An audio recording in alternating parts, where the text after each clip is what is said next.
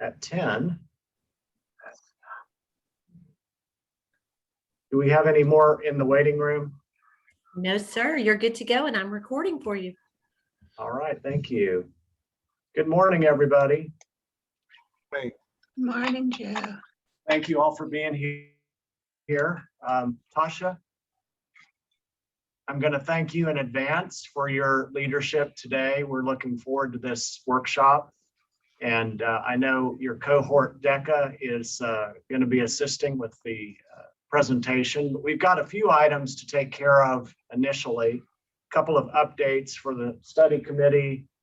And so we'll work through the agenda. I'm going to chair the meeting today. Tasha, do you have the roster in front of you to do a roll call for us? I do. Good morning, everyone. Great to see you all. And I'll do a quick roll call. Shakira Williams. She'll be joining us later. Okay. Courtney Penn. Tasha Steele, and I'm present. Nicole Ross. Decca Knight. Here. Rabbi Kathy Cohen. Jordan Bell. Arisha Goodman. Reverend David Jones. Bishop J.L. Jackson. Stacy Shepard. Hannah Oakes. Dr. Mark Hamill. Reverend Tim Harvey. Here. Anthony West. Herman Lee. And Council Member Joe Cobb. All right, thank you.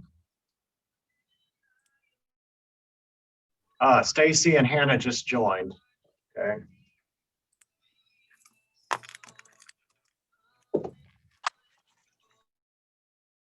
Thank you for letting us know that. We are still shy of a quorum, so I will wait to approve the minutes and see if we have some additional folks join us.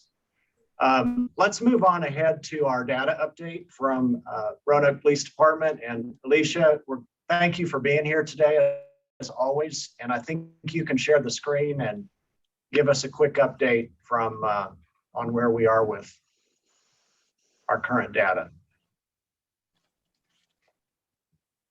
All right, can everybody see my screen? Should be the gun violence map is what should be displayed right now. Yes, I can see it. Okay, so this map is accurate as of Wednesday. That's when I was able to update the data. So this just shows all of the incidents of gun violence we have had year to date in Roanoke City, in which an individual was struck by a bullet and suffered a gunshot wound. The black points on the map represent GSWs or gunshot wounds, and the red dots on the map represent homicides. So this is just the visual representation of that data. And then this is the age demographics for that data. Now you'll notice that we only have one offender identified. That is because the offenders in the other incidents have not been identified at this time. They are still under active investigation. And we have the age demographics for each of the victims. We have had 2 homicide victims so far this year, and we've had 6 aggravated assault GSW victims so far this year. And then we have this small chart over here that shows the total number of incidents of gun violence from January 1st, that should be March 10th, not February 10th. So January 1st through March 10th of 2020 compared to the same time frame of 2021. So this time last year, we had 1 homicide, 4 aggravated assaults, and 1 domestic aggravated assault in which the victims suffered a gunshot wound. And so far this year, we've had 2 homicides and 6 aggravated assaults in which the victim has suffered a gunshot wound. Thank you. Alicia, one question. there was an incident this past week that appeared to be domestic related, but I don't see it, and it appeared to involve gun violence, but I don't see it included in the domestic aggravated assaults. Can you talk a little bit about how you distinguish when something's classified as aggravated or domestic aggravated? I would like to defer that question to either Lieutenant Ashby or Captain Puckett. Okay, Since they are the ones that enter in the data and take the reports and do the that'd be investigation. great. So I'm gonna, Okay, Hey, thank Councilman Cobb, how are you doing today? good. Thank you for being here. No problem. Glad to be here. Hey, to answer that question, we look at what state law defines as domestic, and that means they've had to live together within a certain amount of time, or they've had to have shared children, or they're married, or they're some type of other family member. If they're girlfriend and boyfriend, that alone doesn't make it domestic, and that may be where the confusion may lie sometimes. It's domestic as far as girlfriend and boyfriend may have suffered an aggravated assault from that argument, but by definition, by the code, it's not. Okay, thank you. Thank you for clarifying that. Yes, sir. Does anyone have any questions about the data that's been shared this morning?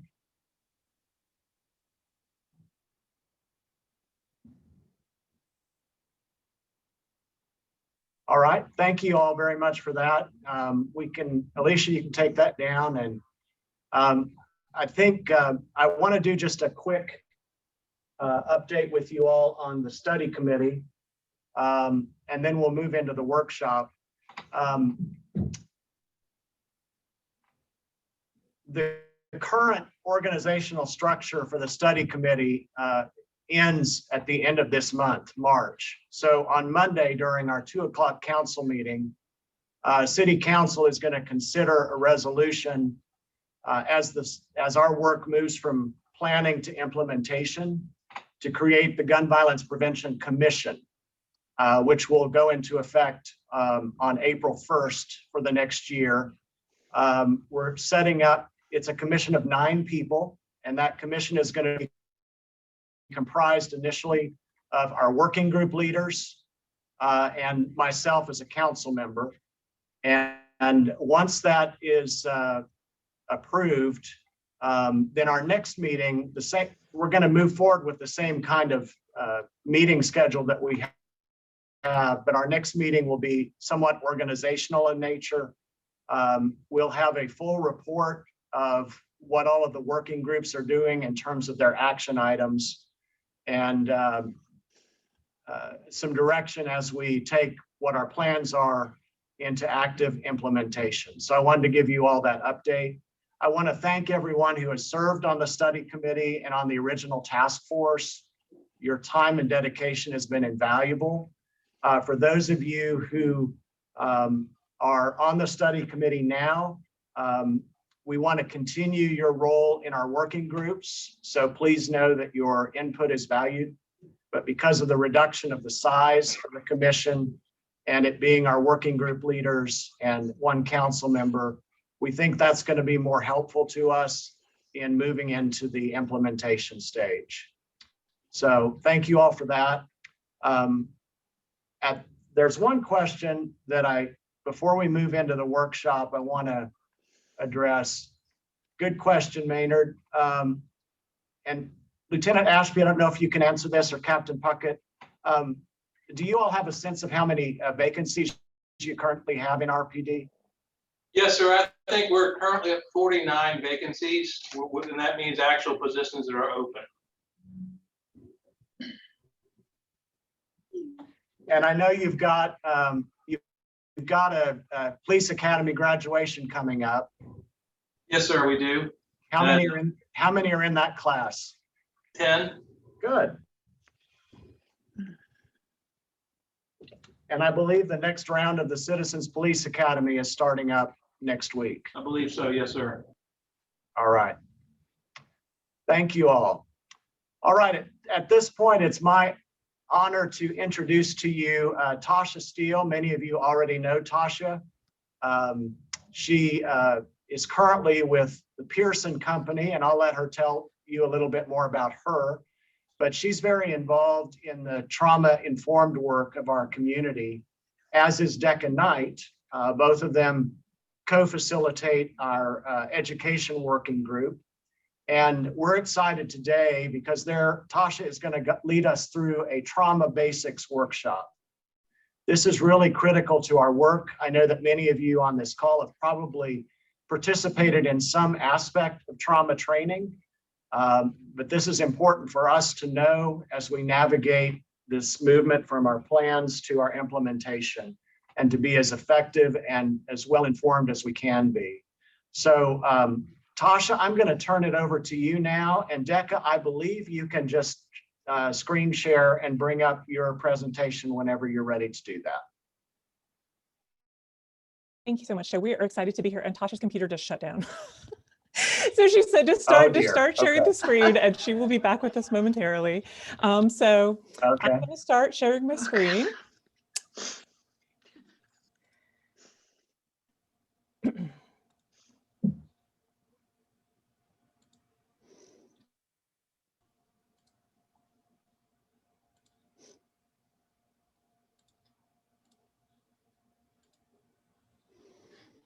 Can everybody see that okay? Yes. Becca, I'm back. Sorry. Okay. There you go. We are ready to go, Tasha. All right. Fantastic. Good morning, everyone. Good morning. Glad that little computer glitch was at the very beginning. But for those of you who are not aware, we do have a trauma-informed community network in the Roanoke Valley. And there are several of us who are on the Trauma-Informed Community Network, which we call TICN, and also on the Gun Violence Task Force. And so we wanted to speak with you all today about trauma. Many of you may have heard the term trauma-informed in your work.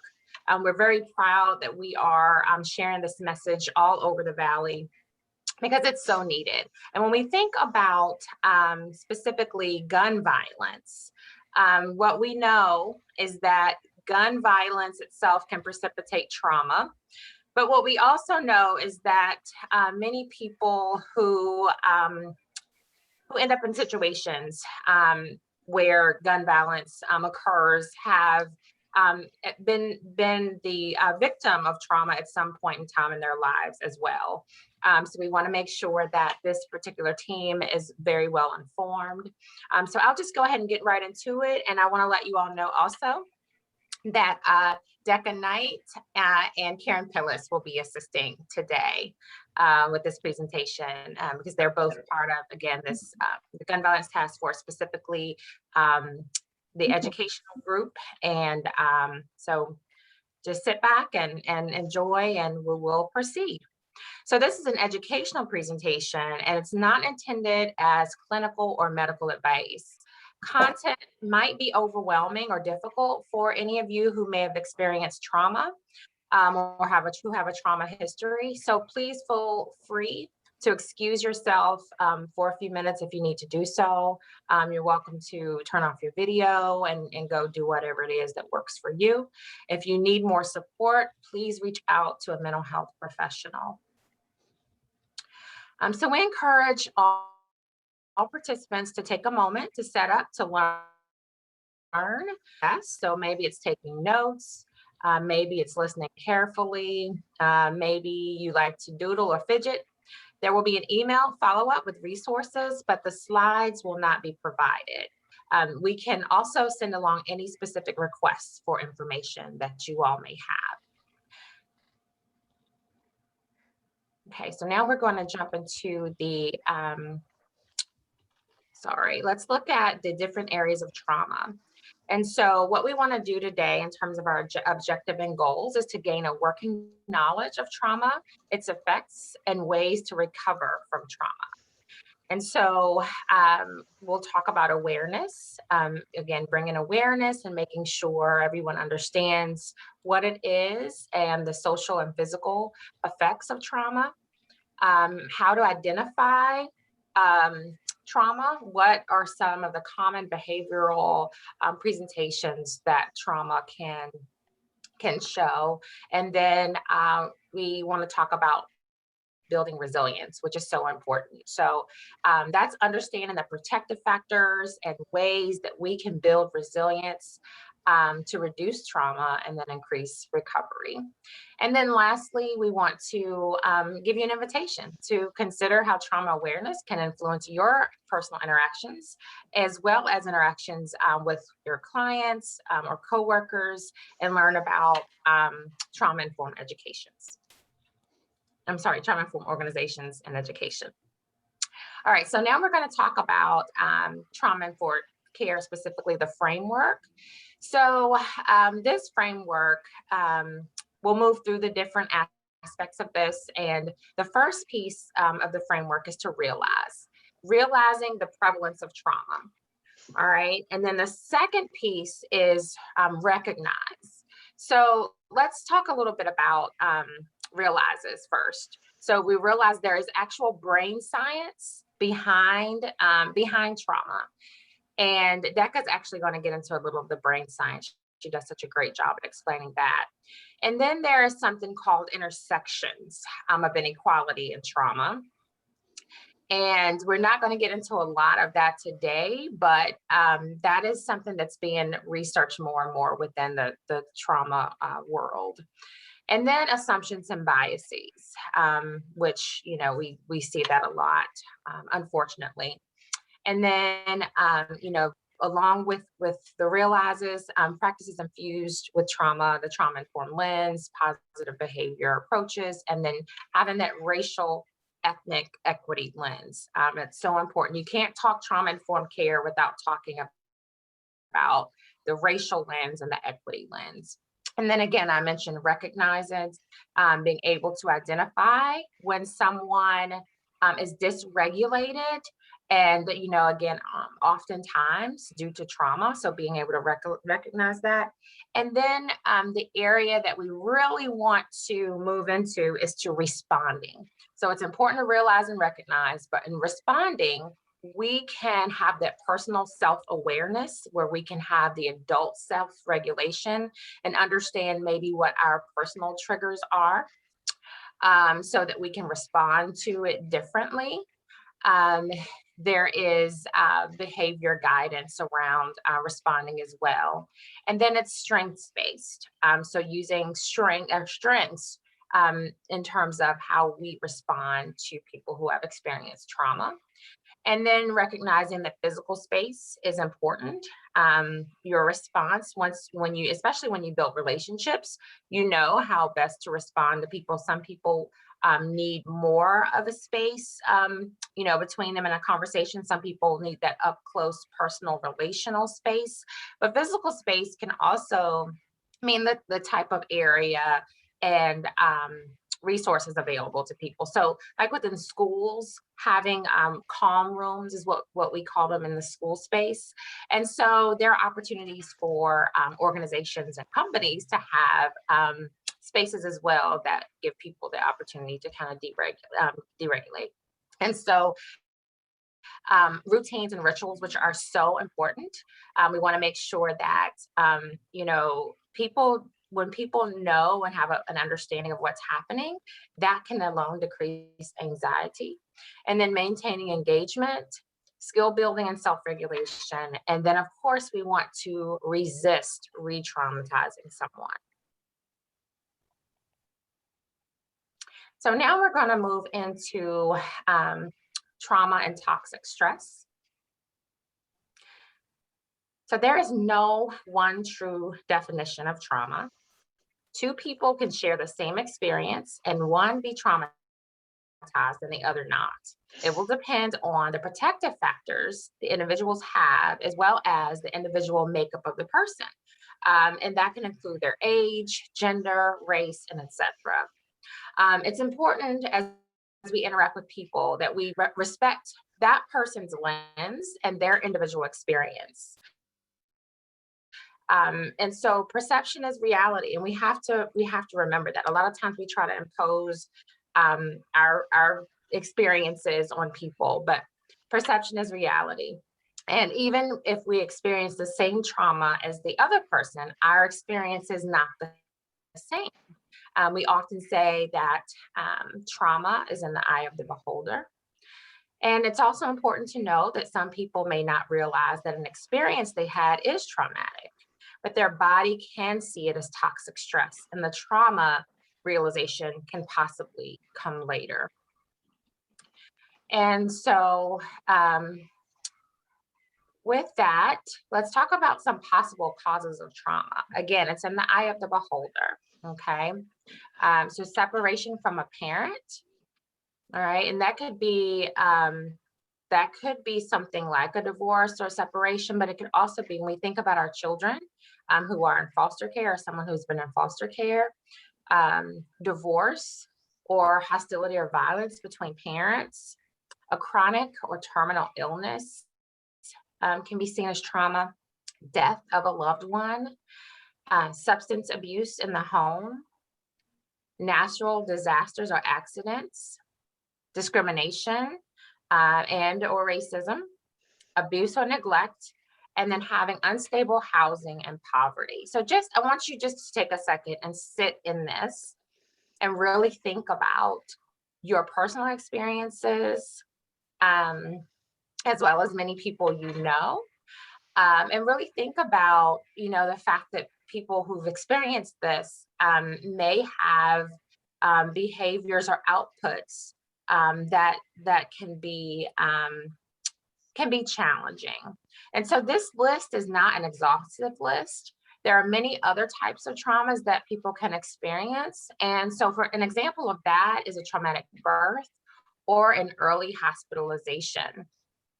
So these experiences can be traumatic for the child as well as other members of the family.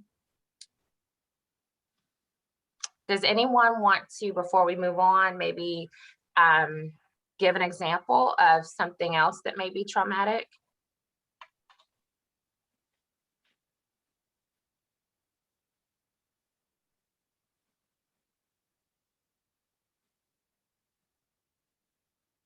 Well, since we're on the gun violence task force, I'll quickly add violence in the neighborhood. That can be traumatic as well.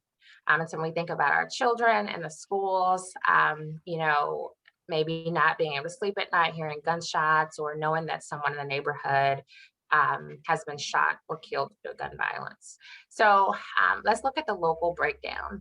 Unfortunately, many of the children and families right here in Roanoke are dealing with trauma and ACEs. And ACEs are adverse childhood experiences. Here are two examples of ACEs that a recent needs assessment found. Child Protective Services identified 373 founded cases of mental, physical, or sexual abuse and physical neglect in 2017. Those are the founded cases and don't include any unreported cases or cases that were reported and not founded. Roanoke City Public Schools identified 497 homeless students during the 2017-2018 school year.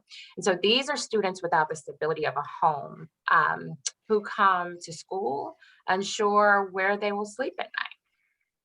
The number of homeless students last year was 700. Was around 700 according to the data with Roanoke City Schools. And so these are just two examples of identified trauma that our children are experiencing. Imagine the number living in poverty, living in divorce, or with a parent who has a mental illness or one that is incarcerated. And now imagine how many children are facing 2 or 3 or more of these ACEs.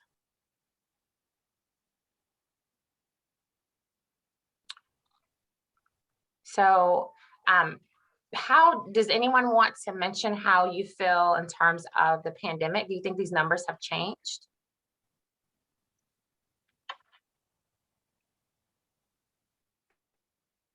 Does anyone want to comment? I would assume they have increased. Mm-hmm. That's what we understand is that in the pandemic, because many aspects of the pandemic have been traumatizing and traumatic in and of itself. So that a lot of frustration can breed that abuse. More children have been at home with school. And what we also know is that a lot of people have been turning to substances for coping. And we all know that substances can create challenges all on their own. So we're going to move on into complex trauma. And so repeated exposure to traumatic events without adequate support, particularly at an early age, can have devastating long-term an impact on health and well-being. And so I know I mentioned violence. That's an area for the complex trauma, as well as individual and community poverty that breeds another level of trauma. Racism and discrimination, asylum seekers and refugees, ongoing abuse or home dysfunction. And so complex trauma relates to the number of incidents a person experiences. If you experience one event, it could be traumatic. But if you are exposed to ongoing or a variety of these events, it can impact your brain chemistry. Concentrated poverty is defined by larger neighborhoods and areas where most residents are experiencing poverty, which can lead to further ACEs. It is important for any individual working with others to look at trauma in a different perspective, through their eyes, in their shoes, and a different lens.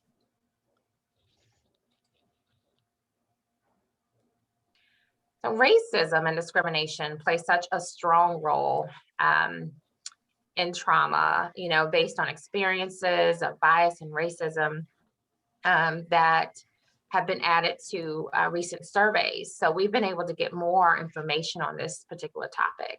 And while race, gender, ethnicity, and other factors do contribute, we must consider the individuality of each person's experience. Low income and higher ACEs scores both increase the chances of having negative experiences in education, which then sets people up for the potential to have a lower lifetime income and increased toxic stress. And this perpetuates the cycle of ACEs within families.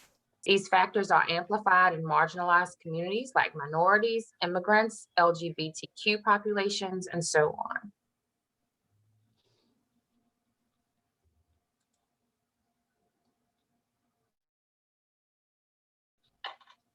Okay, let's talk about historical trauma. Certain cultures have experienced trauma throughout their history. For example, slavery in the Black community, that's a historical trauma. The Trail of Tears. And then emotional and cumulative would be like refugees and asylum seekers. And then there's an expanded scope of the trauma because the entire community is involved. These processes go on for years and years and affect generations of marginalized populations. So, when we consider culture, particularly for Black Americans, First Nation American, Indian populations, refugees, it's important to understand the concept, to really, understand that concept. And again, there's a lot of work being done in this area, which could be a whole presentation by itself. But this is a very important aspect of trauma.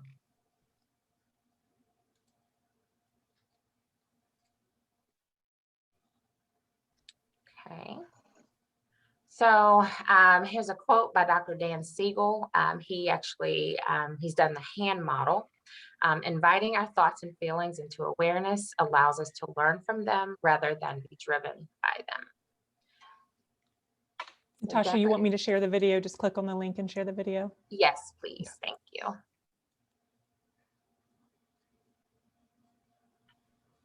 So I want to talk for a minute about how to teach the brain. One of the really important things that we know in trauma is that when we help people understand the injury trauma creates in the brain and help them understand how that impacts the way they respond to other events in the world, it really helps them and their families move forward in their healing. So lots of people have given ways to teach the brain. As a practitioner myself, I've taken a lot of the models from Dr. Dan Siegel, taken models from the Hahn Foundation for teaching in the optimistic classroom, and looking at some of the things Ledoux has done, and put them together and really challenged myself and folks that I educate about practicing really teaching the brain. So when I explain this to teenagers, I start with the hand model, okay? And I start by explaining that we're going to talk about the downstairs brain and the upstairs brain that everyone has. Formally, this is called the limbic system, and this is called the cerebral cortex. But what we're going to talk is downstairs brain and upstairs brain. So in your downstairs brain, this is where fight, flight, or freeze lives, okay? When threat comes at you, your body has 3 reactions it can make. It can fight, it can run away, or it can stay very still until the danger's gone. That's what this brain does, okay? This part of the brain. What's up here, the upstairs brain, its job, among many other things, is to solve problems, to help you calm down, solve problems, okay? And to tell the downstairs brain, I got this. We're gonna be okay. There's another solution. So what happens a lot of times to kids who've experienced trauma is if you think about these like muscles, because you've gone through a lot of threat, this downstairs part of the brain's been doing push-ups your whole life, okay? So this part of the brain's really strong. The part of your brain that solves problems hasn't had as much exercise because you've had to be really strong to be a survivor, a thriver.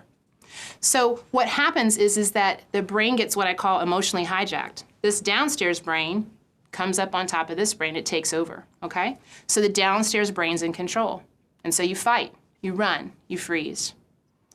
The only things that work when you're down here are things that calm you down. So we call them self-regulation skills. And that happens from connection. Somebody talking to you, helping you breathe, helping you feel your body calm down. Once that happens, then the upstairs brain can come back, and then you can solve problems. So that's how I try to explain to teenagers the downstairs brain and the upstairs brain, and what happens to them when they experience a threat. With young children, what I've found is they like animals. When I say young, probably 3 to 8 years old. Sometimes teenagers like it too. And so what we call this is the downstairs brain, that threat center again, is what I call the barking dog. If you think about when any noise or threat makes, usually a dog will bark. So this is the barking dog, okay? A problem solver is often called the wise owl. So upstairs is the wise owl, downstairs is the barking dog, okay? When the dog barks, the owl flies away.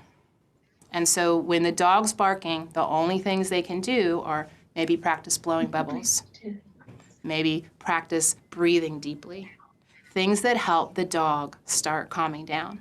And that's where you build their self-care strategies. They practice lots of different things to help the dog stop barking. The first skill being recognizing when their dog barks. Once they learn how to calm the barking dog, then the owl flies back, and then they can come up with solutions. And again, they're trying to get this muscle stronger. The problem for most people who are intervening, if you're talking to a family, most parents are going to naturally start with redirection and consequences for negative behavior. That's the first place they go. They're shaking fingers and telling somebody, stop that, you need to do this. That's an upstairs brain intervention, while most children who've experienced trauma are downstairs. So the term Siegel uses is you connect, then you redirect. The only thing that will calm a barking dog or the downstairs brain is helping that child calm down. And only then, once you teach the child to calm down, can you engage the part of the brain that solves problems and actually come up with solutions for better behavior choices. And that's why it's important to respond to the need, respond to the safety needs that get kicked up by threat, and not just react to the behavior that happens. So I want to talk. Thank you, Decca. This is one of the models that's used all over in terms of helping us understand trauma and the brain. And one thing that I do want to point out is that that video talked a lot about young people, but what we need to also keep in mind is that these young people grow up to become adults. And so if the trauma is not dealt with, that's an important thing for us to remember. And so when they're talking about, needing safe places and becoming dysregulated, not only does this happen with children, but it also happens with adults. So I just wanted to make sure that I mentioned that as well. But just again, a very simple way to remember the model of the brain. So really quickly, I will ask another question. Let's see, we have all flipped our lid. the stress built up and you were tired and overwhelmed and you lost it. When that has happened, how rational were you able to be able to understand what happened? So when you were flipping your lid, you know, in that time, were you rational enough to understand what was happening?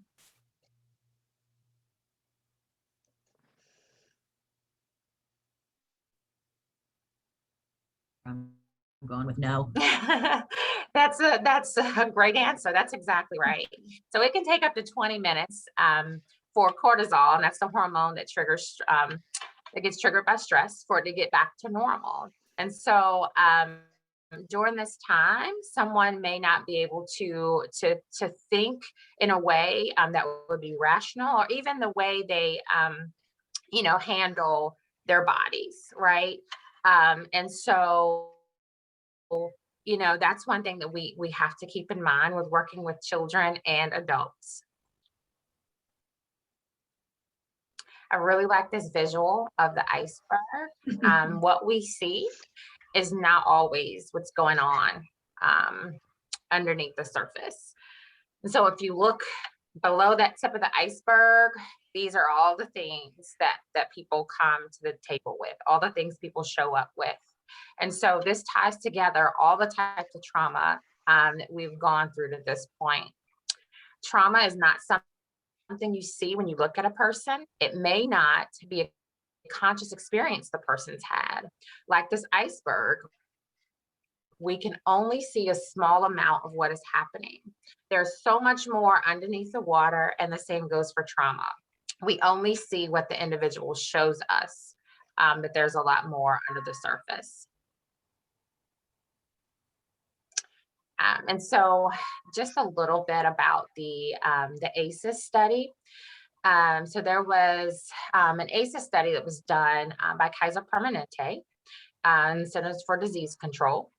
And the initial survey had 17,000 participants, and they were enrolled in Kaiser Permanente in a healthcare plan in California. And the survey was done between 1995 and 1997.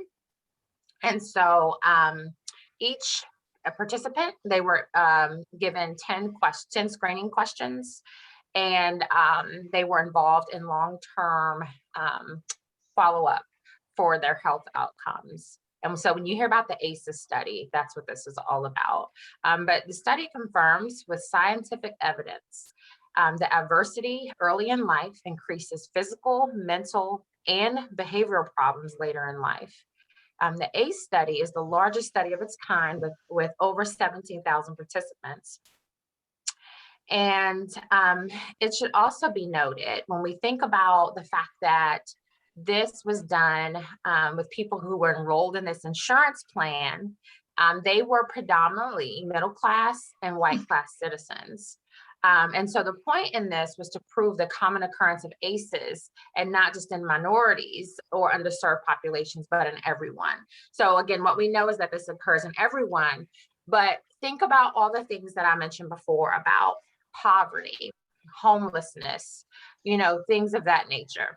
So if this was found in this middle class white population, imagine what we're seeing in populations where they're experiencing poverty, homeless, racism, and things of that nature. And so this study has also been replicated in almost every state since it started. ACEs can fall into 3 distinct categories: abuses, neglect, and family dysfunction. The ACEs study was originally given to adults who had health insurance, and we talked about that. And the score that someone could get was between 0 and 10. And so these figures are from the original study. And so when we look at emotional abuse, that was at 11%, sexual abuse 21%, and then physical abuse at 28%. And then I won't read all of these to you, but you see how each of these areas presented themselves, again, with a white middle class population. And so again, think about a lot of what we see in the populations we work with and in our communities. All right, so I am going to pass the baton to Decca, and she's going to begin with the effects of trauma and ACEs. Thank you, Tasha. So now that we kind of understand and realize that was that first part of that foundation, that diagram that we had at the beginning, now that we realize the prevalence of trauma, we want to understand a little bit more about how we respond appropriately and how the brain changes over time if somebody is experiencing that complex trauma that Tasha talked about, or if they're experiencing a one-time trauma, like maybe they're in a car wreck or a house fire. So let's talk a little bit about these more long-term effects. So we're looking again at this second line here with the purple, so able to identify that dysregulation. And I always like to say we want to be able to identify the dysregulation in the individuals that we're serving and working with, but we also want to identify it in ourselves. It's very, very important as helpers in the community and individuals who are working with our population to understand that if we have ACEs ourselves, that sometimes we get dysregulated ourselves and we have a hard time sometimes interacting with people when they're very dysregulated. So we're going to talk a little bit more about that as we go on, because it's really important to be very self-aware of how your stance and your tone of voice and your body posture impacts people that you're working with. So in that original study that Tasha referenced, in the original ASA study, the researchers were really expecting to have some long-term behavioral consequences. They expected to see that there would be some substance use issues, perhaps in the long term, some suicide attempts, depression, anxiety. The thing that was really surprising to them, however, was that there were a lot more physical long-term effects than they had expected. So if you're looking at this graphic right here, you see some things that you might not have thought would happen to an individual that has a number of ACEs. So diabetes, COPD, stroke, heart disease. I always tell the story of years ago when I was doing a trauma presentation with a group. A lady came up to me at the end of the presentation and said, Decca, have you ever met anybody who has 9 out of 10 ACEs? If you remember, as Tasha said, there were 10 questions on that original study, and this individual had 9. And she said that when she was in her early 20s, she actually had a massive heart attack. The doctors really couldn't figure out why. She didn't really have any pre-existing conditions, no genetic predispositions. But essentially her heart had been under such extreme stress. Her heart rate had been at a high level for a good portion of her life. Her stress hormones had been at a high level, and that certainly has an impact on the physical being of those individuals who are experiencing that. The other thing that we know is that individuals who have 6 or more ACEs have a life expectancy that's 20 years less than somebody who does not. So just as it has, a really big mental effect on an individual, it can also have a big health effect as well. And really, most of the time, clinically speaking, we say that about 3 or 4 ACEs is kind of the point where we start seeing some of these long-term effects. But just as Tasha said, somebody can have 1 ACE and have some of these long-term effects, or somebody can have 7 and not have as many of these. So that cutoff point isn't, a point that we always look at. It's just kind of the general reference point that's kind of there in the middle. The other thing that's really interesting about that historical and intergenerational trauma that Tasha had referenced is a field of study that we have begun to understand a little bit more about in the past 5 years. And this is an area that I could talk about for hours because it's so interesting. But as I said, it's an emerging area of research. And what researchers have begun to understand in the past few years is that whole entire argument that we used to have in biology about nature versus nurture is really a moot point. Because what we have begun to understand recently is that the environment actually impacts our DNA. So if we are growing up in an environment where there's a lot of toxic stress, where there is domestic violence in our home, community violence, racial violence, and we have a lot of that complex trauma and toxic stress, the replication of our DNA actually begins to change. So when our DNA replicates, there's a process called methylation, and that actually begins to change our gene expression as we grow. And then those genes get passed on to the next generation. Okay, so we know not only does the things that are happening around us affect our heart rate and our breathing and our long-term physical and mental health, it also affects our genes. And if you want to learn a little bit more about this, there's a lot of great studies out there. If you Google epigenetics, one of the ones that really kind of simplifies it is called the cherry blossom study. And in that study, they had mice and rats that were in a lab, and they would shock the poor, poor little rats at the same time that they were piping in a cherry blossom smell. Mm-hmm. And then when those little rats had little baby rats in the next generation, and they piped in a cherry blossom smell, the rats would act like they were being shocked, okay, even though they weren't. And that was because of epigenetics. So it's a very interesting field of research, and we're learning a lot more about how trauma is passed from generation to generation. And those of us who have worked with families for a long time, we see this. We can often say, gosh, I've worked with this family for generations, and I see how they react to stress and how they become overwhelmed in different situations. The other really interesting thing about trauma is it impacts the genes, it impacts our physical health, it impacts our mental health, but it also impacts our brain. What we know is that in the first few years of life, there is about 700 to 1,000 new neural connections in our brain every second. Okay, what that means is our brain is growing rapidly during those first few years. Okay, and what that means is our brain is actually growing in response to the environment that we are in. So if we are in a stressful environment, our brain begins to wire up to respond to that stress.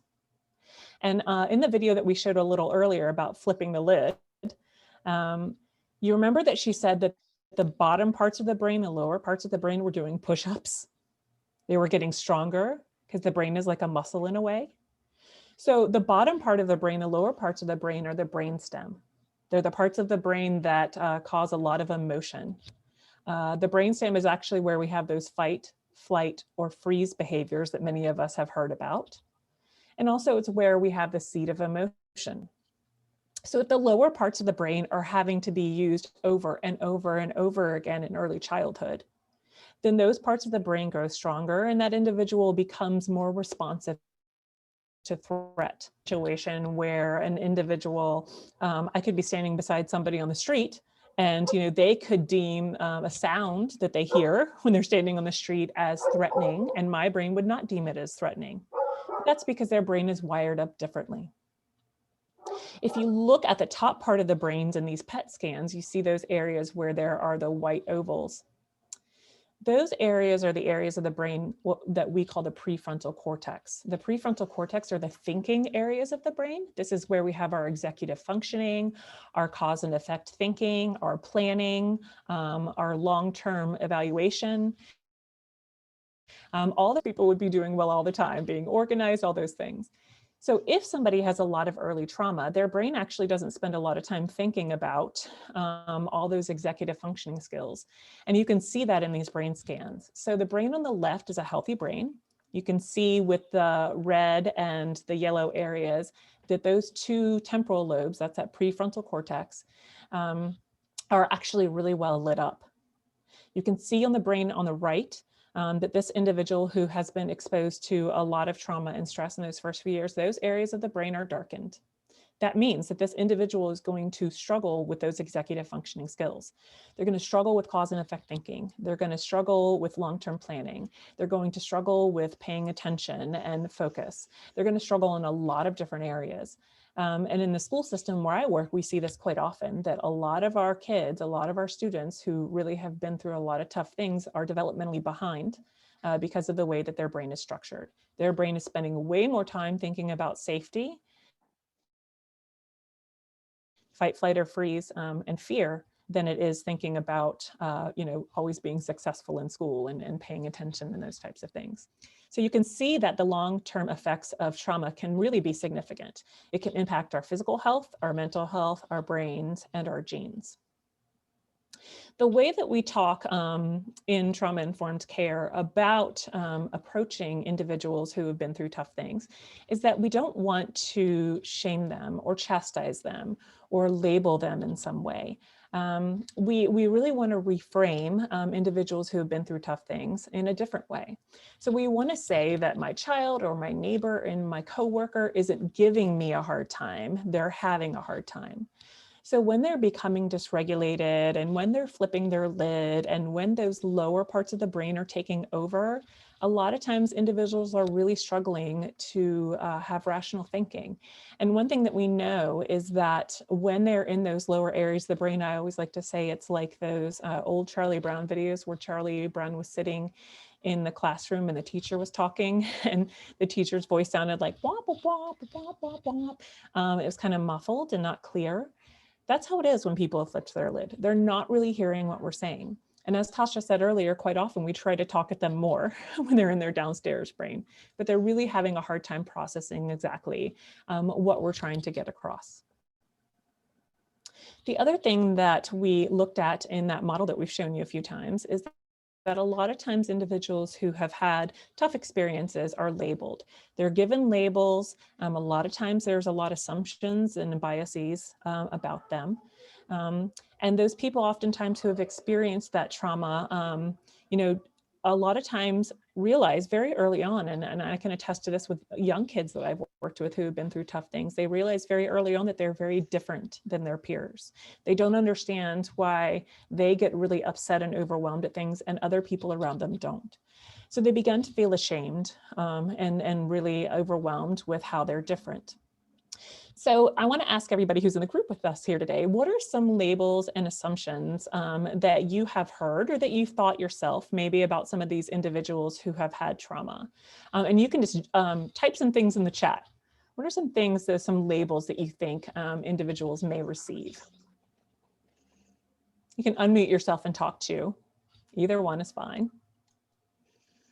So what are some labels, things we might say about these individuals who have experienced tough things? I know in the school system, sometimes we say they're manipulative.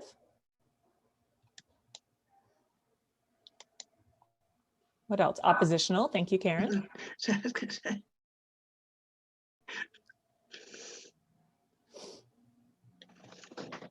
Difficult. Bad kid. Lazy. Yeah. Trouble. Much like grief, weren't they getting it? Yeah. They have issues. Yeah. Yeah. And quite often these things are said in front of these individuals, right? And really that begins to inform what we call their internal working model or their worldview. So not only do they begin to feel different than other people and ashamed of who they are, but they begin to understand that other people feel the same about them, that other people think that they are lesser than. And then sometimes they begin to live up to those labels. You know, if somebody's constantly chastising you and you don't understand, you know, because most kids have no clue why they're flying off the handle, why they're getting upset, you know, especially if they've been through tough things. They just think they're flawed in some way. And then they begin to realize that other people think that they're flawed as well. It can be a very sad and vicious cycle for a lot of individuals. So let's talk a little bit about kind of a case study here to kind of talk through some of the things that we've learned so far. So let's talk about Olivia. Olivia had parents that used substances, heroin, alcohol, marijuana, and there was frequent domestic violence in their relationship. They moved a lot in her first 2 years, and at some points in her life, she had been homeless. Her mother would leave her with friends or other relatives for brief periods of time. Quite often, a lot of the children that we interact with, yeah, they have been passed around a lot, and it's hard for them to form healthy attachments with people. Olivia and her mother moved into a shelter when she was 3 years old, but her mother returned to Olivia's father after 6 months. What we know is that the rate at which individuals who are in domestic violence situations return to their abusers is about 7 times. So a lot of times these kids are getting drugged back over and over again. Later, her father was arrested in front of her and incarcerated on domestic violence and drug charges. She was removed from her mother's custody 3 months later on allegations of abuse and neglect. And in the last year, she's lived in 3 different foster homes. Quite often we see this. We see that these children sometimes have behaviors that can be overwhelming for individuals that are trying to take care of them. And so quite often, even if they come into foster care, sometimes they do not get to stay in one foster care placement. Her birth mother was unable to receive treatment for her diagnosed substance use and bipolar disorder. So certainly when Tasha was talking a few slides back about complex trauma, this is a great example of complex trauma. Sweet little Olivia has been through so many things, and her developing brain and body through all these experiences is adapting very, very quickly to keep her safe.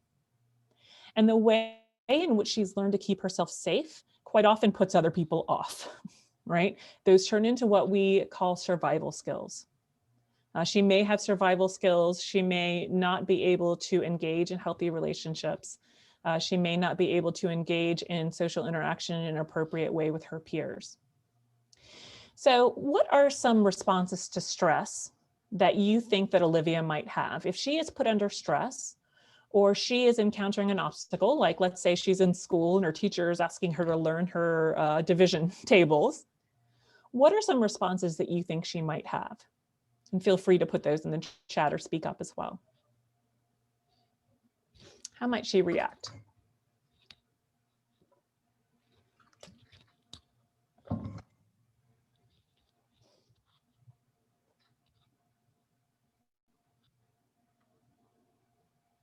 Yep, so she might have that fight, flight, or freeze.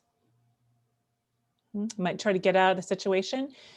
She might appear distant as if she's not engaging. Great. Refusing to complete the task, shutting down and not participating. Yeah, quite often these individuals, they look like they're daydreaming, and we see that all the time in school. They just kind of check out. That's kind of their way of checking out when they're overwhelmed. Yeah, some of the kids would likely, you know, kind of go after the teacher, right? They may lash out towards others. They may say inappropriate things. A lot of kids hide. This is what they do when they're under stress. If they're in a school and they don't know where to go, they'll hide somewhere. They'll try to get out of the classroom. They will run. As they age into adolescence, a lot of times it's more of that fight kind of response. So, you know, being aggressive at school. But on the opposite end of that, a lot of times people shut down. So they go into that freeze response, which again looks like daydreaming, checking out, minor dissociation, not engaging, being numb to what's around them. So really their body is trying to keep them safe when they do that. Their brain is trying to keep them safe, but that's not what it looks like from the outside. Refusing relationships, yeah. Attention getting behavior, clowning around, yeah. And so we really try to reframe that attention getting behavior. One thing that we do in trauma-informed care is try to reframe it as connection seeking. So we say instead of attention seeking, we call it connection seeking. They really just don't a lot of times understand how to get attention in a healthy way. So sometimes they do it in this negative way that is difficult to deal with. And yeah, and Karen mentioned the new one that we've kind of added to the fight, flight, or freeze, which is fawn and flop. So fawn is a lot of times what kids experience when they're in a domestic violence situation, so or when they're in an abuse situation. So they just kind of are compliant in the moment, right? Because they are worried that if they're not compliant, then they're going to get in trouble. And that compliance a lot of times continues into adolescence and adulthood. And even if they're in really dangerous situations, they'll be compliant because that's what they had to do to survive when they were younger. So of course, all of these things become overwhelming for that individual as they age and can make it difficult for them to engage in healthy relationships. A lot of times they have what we call an insecure attachment style.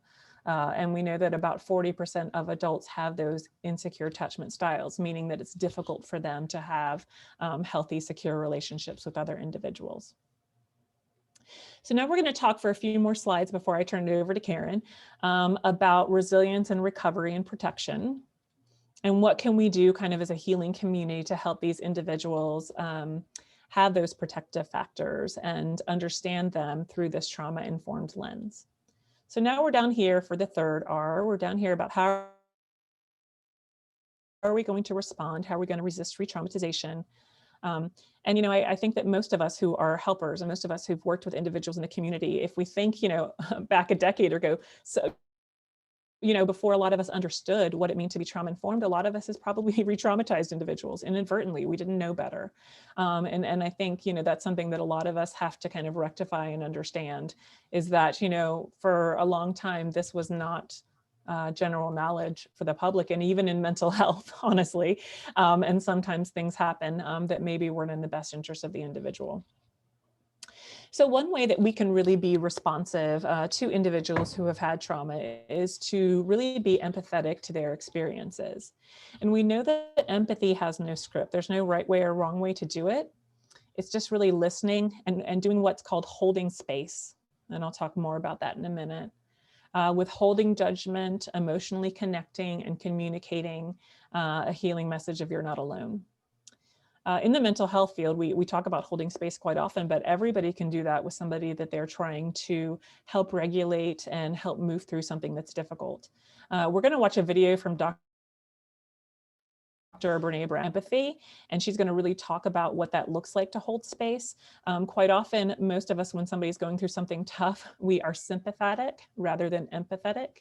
And a lot of times sympathy can come across as condescending. So let's look a little bit at the difference between those two so that we can talk about what it looks like and sounds like to hold space appropriately for another individual.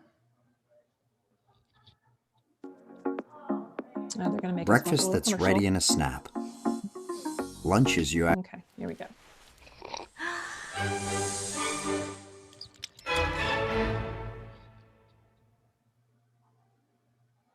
So what is empathy, and why is it very different than sympathy? Empathy fuels connection. Sympathy drives disconnection. Empathy, it's very interesting. Teresa Wiseman is a nursing scholar who studied professions, very diverse professions where empathy is relevant, and came up with 4 qualities of empathy. Perspective taking, the ability to take the perspective of another person or recognize their perspective as their truth. Staying out of judgment, not easy when you enjoy it as much as most of us do. Recognizing emotion in other people and then communicating that. Empathy is feeling with people. And to me, I always think of empathy as this kind of sacred space when someone's kind of in a deep hole and they shout out from the bottom and they say, I'm stuck, it's dark, I'm overwhelmed. And then we look and we say, hey, you can climb down. I know what it's like down here, and you're not alone. Sympathy is, ooh, it's bad, no, you want a sandwich? Empathy is a choice, and it's a vulnerable choice, because in order to connect with you, I have to connect with something in myself that knows that feeling. Rarely, if ever, does an empathic response begin with at least. Yeah. And we do it all the time, because you know what? Someone just shared something with us that's incredibly painful, and we're trying to silver lining it. I don't think that's a verb, but I'm using it as one. We're trying to put the silver lining around it. So I had a miscarriage. Oh, at least you know you can get pregnant. I think my marriage is falling apart. At least you have a marriage. John's getting kicked out of school. At least Sarah is an A student. But one of the things we do sometimes in the face of very difficult conversations is we try to make things better. If I share something with you that's very difficult, I'd rather you say, I don't even know what to say right now, I'm just so glad you told me. Because the truth is, rarely can a response make something better. What makes something better is connection.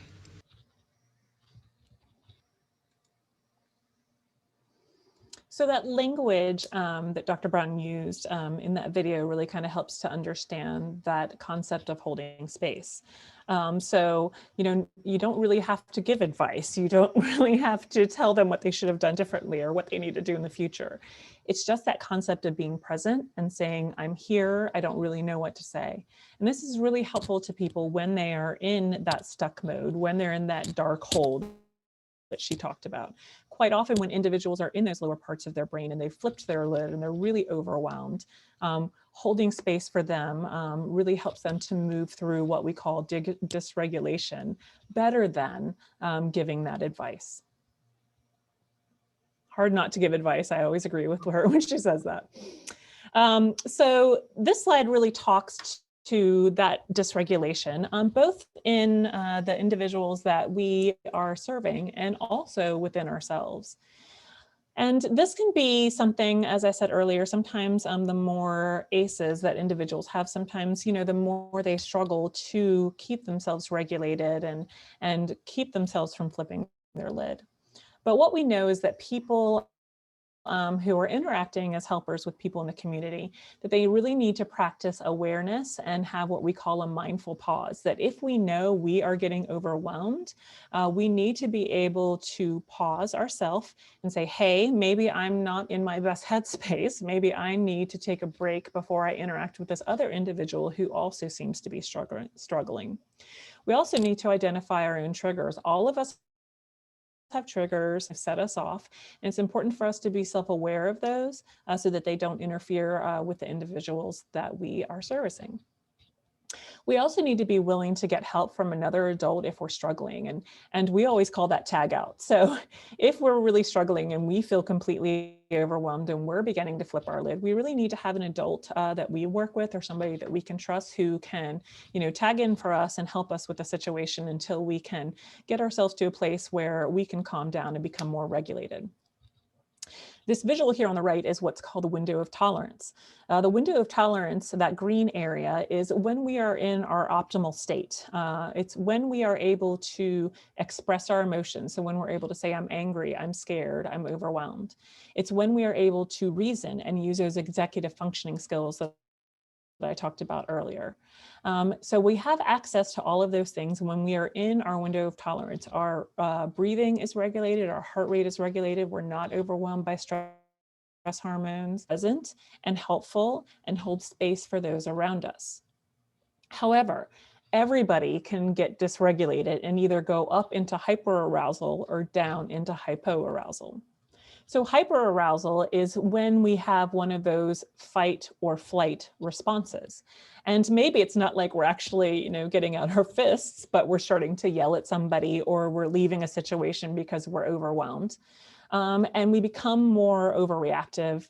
We're not thinking clearly. Maybe we don't have rational thoughts. We're having a trouble keeping ourselves calm. Maybe our muscles get tight and we start breathing faster, or just emotionally distressed. Or we could kind of go into that shutdown mode. So that freeze mode or that flop mode that we talked about earlier, or the fawn mode. So that's when we become more depressed. We may become more lethargic. We may be checking out or daydreaming, not really responsive and numb to what's going around us. And when we're in that hypoarousal state, also we're not really well regulated to take care of another individual.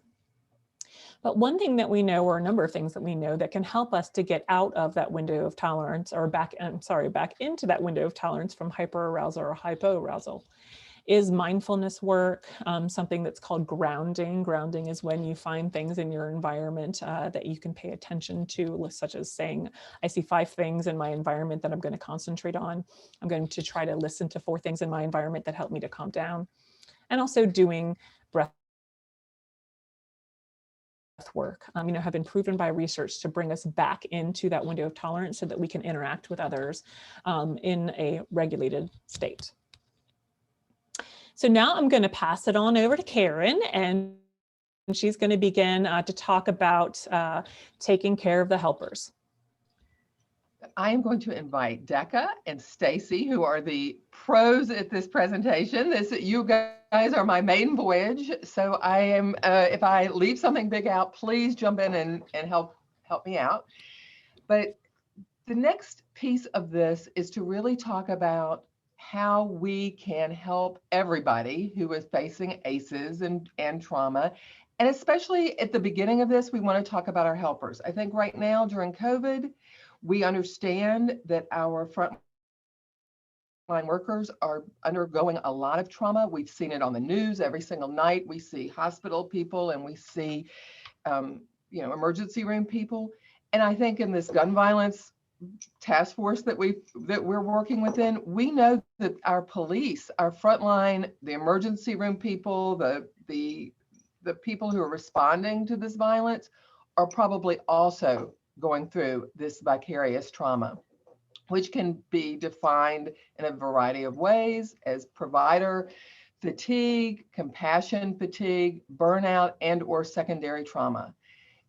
It's when your body, your heart, your mind, your souls are exhausted from helping others through their painful experiences. It can look a lot of different ways.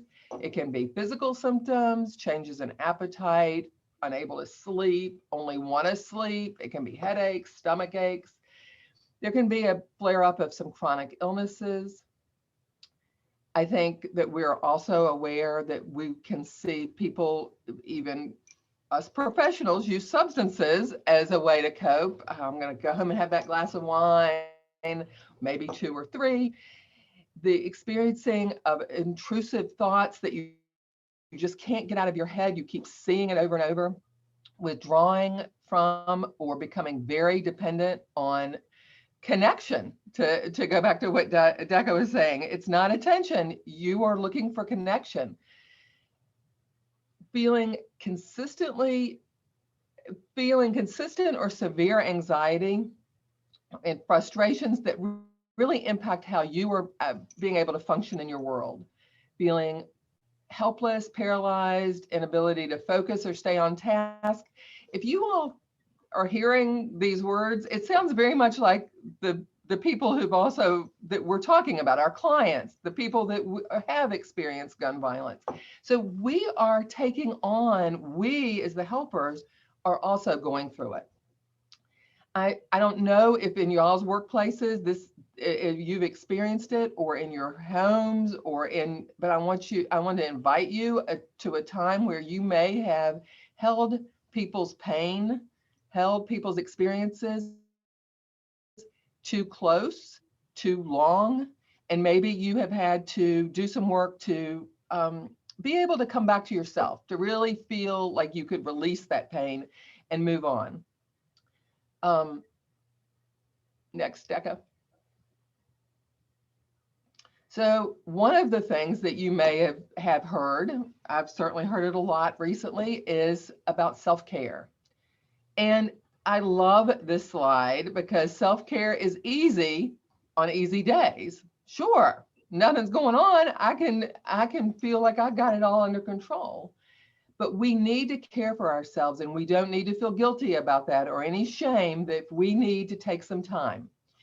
You often hear the airplane analogy. So when you get on the airplane, the stewardess, the steward, they come on and they say, if something happens and that mask drops down, take care of yourself before you take care of somebody else, because you can't take care of somebody else if you're lacking oxygen.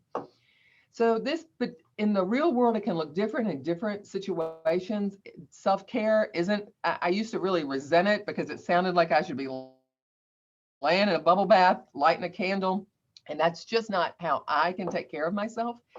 It can be a quiet cup of coffee. It could be walking a couple of miles a day. It could be cooking for your family. It can be a lot of different things. You own your own self-care. You know how you can best take care of self-care. So I'm going to invite you to put this in our chat, or to speak up and say, what are you doing right now to practice self-care? This is a tough time. Really tough time. We're seeing increase in violence. We're seeing COVID. Do we send our kids back to school? Don't we? So how are you taking care of yourself right now?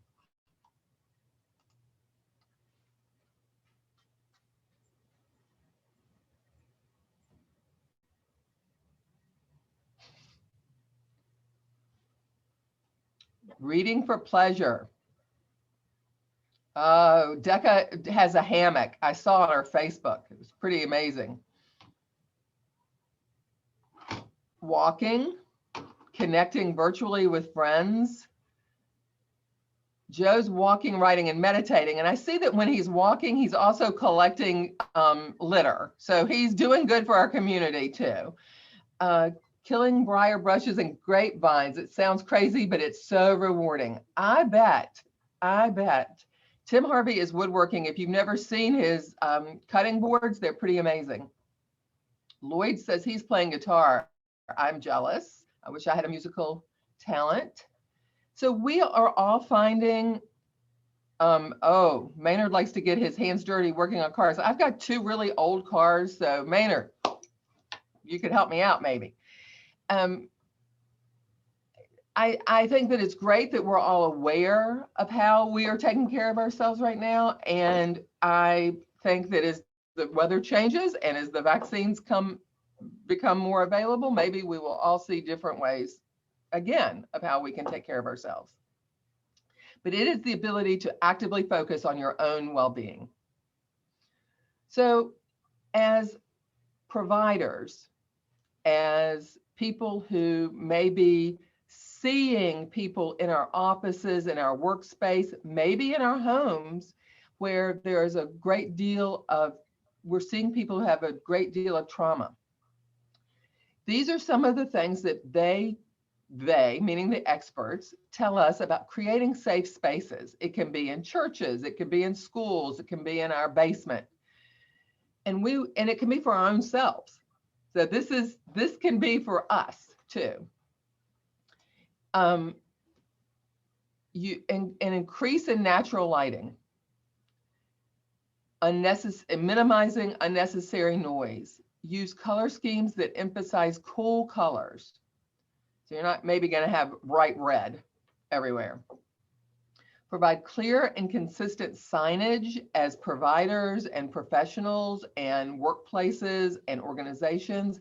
It's hard when you've been through trauma and your executive function might be kind of not with you at that moment if you don't have clear, consistent direction on where you go next. Don't overcrowd your furnishings. Keep your spaces neat and clean. Ensure that your decor is culturally sensitive because racism is a trauma. And we want to make sure that we are not displaying icons from racist or other cultures that will put off our clients and the people that we're handling in those spaces. Having safe spaces such as a Zen zone or a calming corner.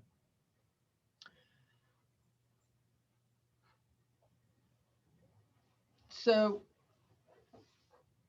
Decca's talked about being mindful when we are the ones who have been traumatized. But I think as people who are dealing with the public and dealing with clients and students and family members who have been traumatized, that we also, it's upon us to be mindful that we are not causing re-traumatization. So when I look at this screen, I'm going to assume that most of you have 2 traumas. That's going to be my assumption. 2 ACEs. But I'm not going to look at Angie O'Brien and say, wonder what her 2 are. Wonder what she went through. What I'm going to think is that every person has a trauma history. And I don't need to claim it or name it or identify it. I'm going to treat everybody as if they have that trauma background. I'm going to try to, with my clients and my students, reduce the number of times they have to retell their story. Until they want to tell their story, until that is what they have decided to do to overcome their trauma, I'm not going to have them tell it to my front desk person, then to their counselor, then to the person on their way out. I'm not going to have them tell it over and over and over again. I'm going to be aware of my own regulation and calm. So I am going to resist going up with them. I'm going to maintain my own Zen and be able to help them to match me rather than me match them. I'm going to ask permission before you touch someone, before I touch someone. Now in COVID, we ain't touching nobody, but I am going to ask, even after COVID, after we can touch again, I am going to ask permission. And I'm not going to do that very often. As human beings, some of us want to reach out and touch, but people who have been traumatized, we know they may not welcome that touch. It may be traumatizing to them. And I'm going to be aware of body language for both of us. For what is my body language telling people and what is theirs communicating to me.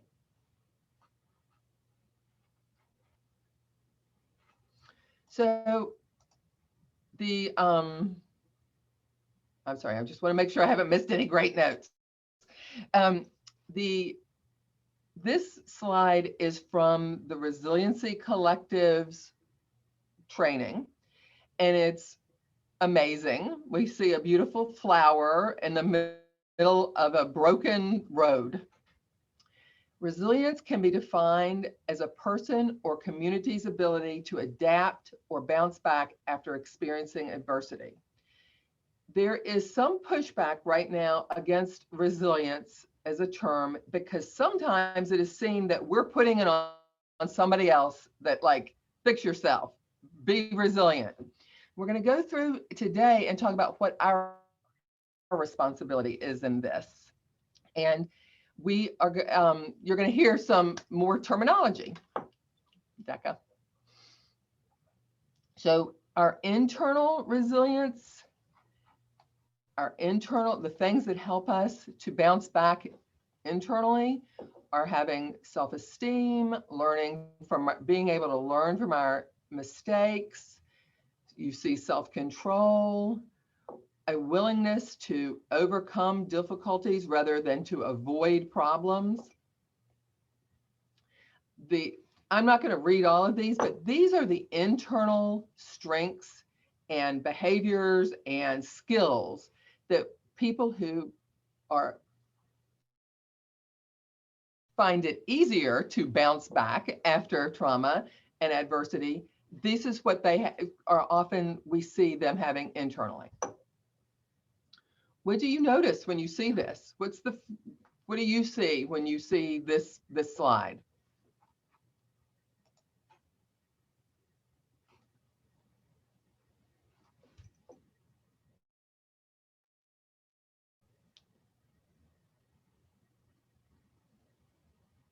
I wish that I had all of these. That's what I say.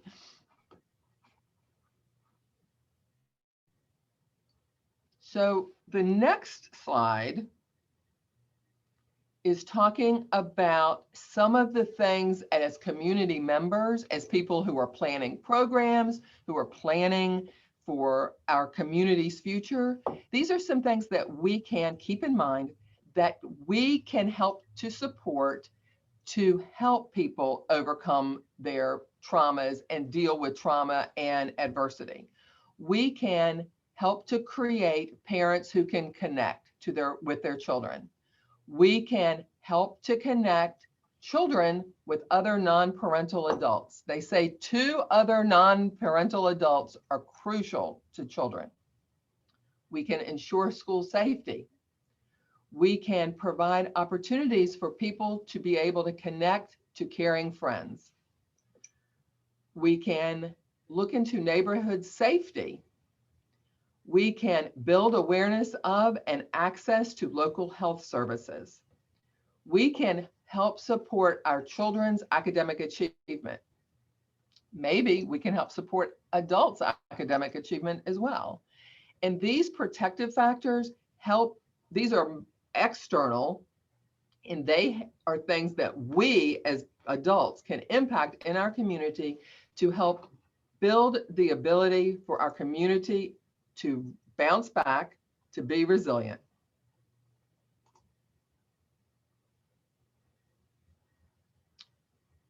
So the call to action is, where do you see yourself in those protective factors? And how do we build resilience in ourselves and in our communities? How can this gun violence task force, we as individuals, the other organizations that we are involved with, how do we help build resilience now, and how can we improve the resilience of our community going forward?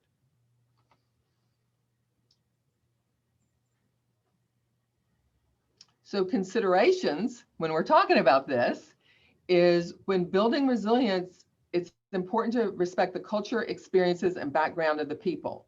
Not everybody sees resilience or the ability to bounce back the same or has the same reasons or abilities to do that. Resilience is very personal.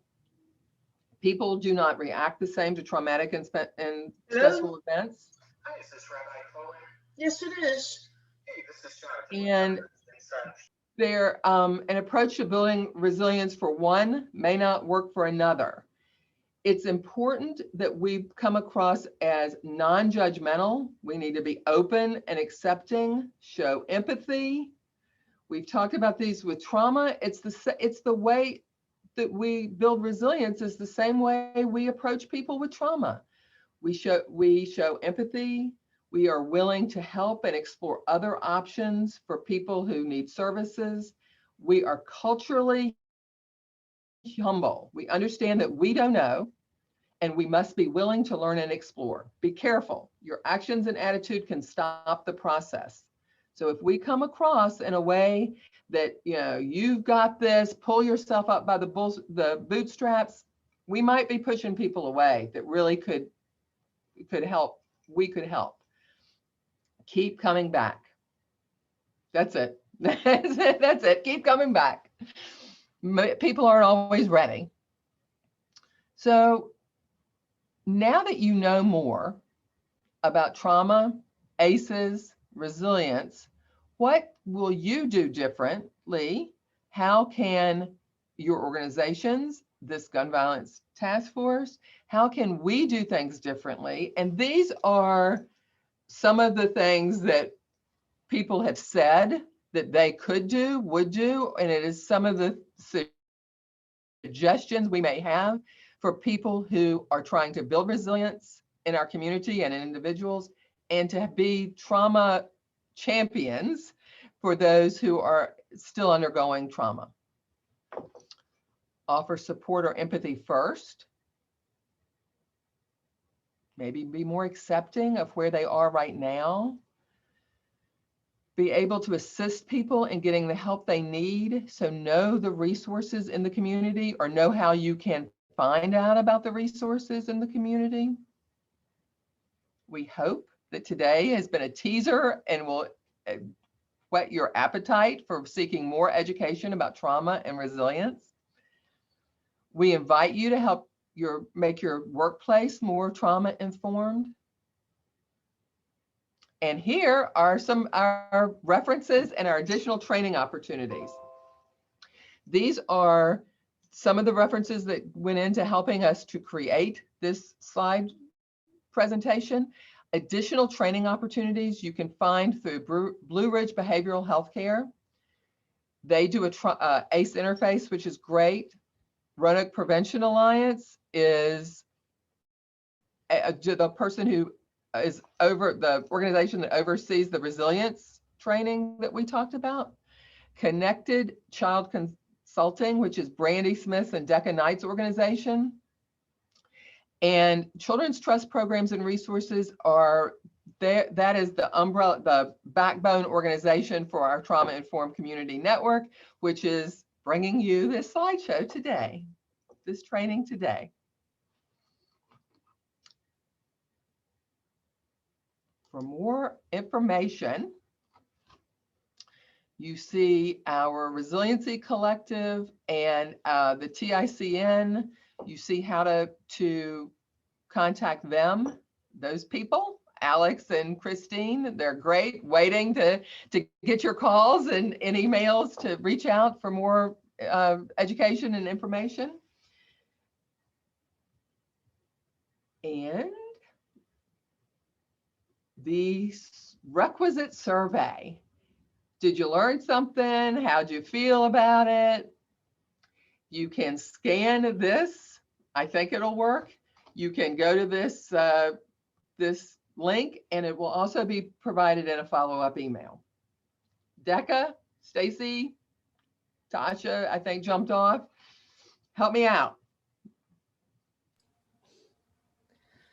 Thank you, Karen and Tasha. And we hope you learned something. If you're not really aware of trauma-informed care, we hope, as Karen said, that this kind of, what is your appetite to learn more? This is a subject that many of us on the TICN could talk about for hours.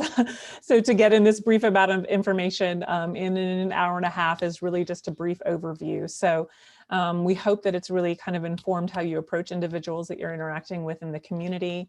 And if your organization is interested in this trauma basics presentation that the TICN has, please do contact Alex Watkins. So she's the individual who is our coordinator for the Trauma Informed Community Network.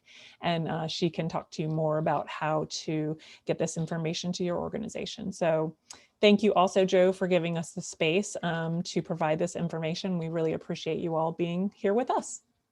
Well, I want to thank you, Decca, and Karen and Tasha and Stacy, everyone involved in creating this presentation. It's been extremely informative and educational and helpful, and it aligns so closely with the work that we're doing.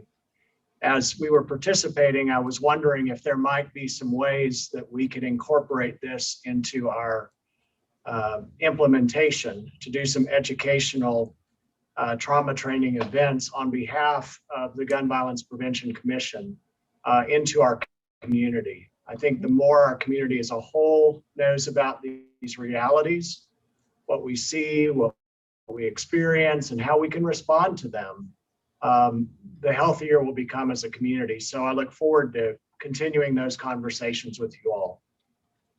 So thank you all for being here today. We're going to wrap it up. Our next meeting will be April 9th, Friday, April 9th, and you'll receive a notice about that. Again, thank you all for your work in the community. This has been a great session today, and we'll see you next time.